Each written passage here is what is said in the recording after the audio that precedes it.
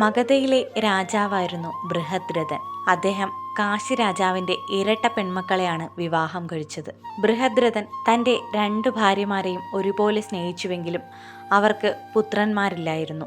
ചന്ദ്ര കൗശിക മുനി ബൃഹദ്രഥന്റെ രാജ്യം സന്ദർശിക്കുകയും രാജാവിന്റെ പുത്രദുഃഖം അറിഞ്ഞ് അദ്ദേഹത്തിന് ഒരു മാമ്പഴം വരമായി നൽകുകയും ചെയ്തു. രാജാവ് ആ മാമ്പഴം തൻ്റെ 2 ഭാര്യമാർക്കും തുല്യമായി വീതിച്ചു നൽകി. താമസിയാതെ 2 ഭാര്യമാരും ഗർഭിണികളായി. കാലം തികഞ്ഞപ്പോൾ അവർ പ്രസവിക്കുകയും ചെയ്തു. എന്നാൽ ഒരു മനുഷ്യ ശരീരത്തിൻ്റെ 2 ഭാഗങ്ങൾക്കാണ് അവർ ജന്മം നൽകിയത്. ഒരാൾ ഒരു പകുതി, മറ്റൊരാൾ മറ്റൊരു പകുതിയുമാണ് ജന്മം നൽകിയത്. നിർജീവമായ ഈ 2 ഭാഗങ്ങൾ കാണുന്നത് വളരെ ഭയാനകമായിരുന്നു. അതിനാൽ ബൃഹദ്രഥൻ ഈ 2 ഭാഗങ്ങളും കാട്ടിലേക്ക് എറിയാൻ ഉത്തരവിട്ടു. പരിചാരകർ ഈ മാംസഭാഗങ്ങൾ കാട്ടിലുപേക്ഷിച്ച് തിരിച്ചു വന്നു. ഈ കാട്ടിലാണ് ജര എന്നു പേരുള്ള രാക്ഷസി താമസിച്ചിരുന്നത്. ജര ഈ 2 ഭാഗങ്ങളും കണ്ടെത്തി.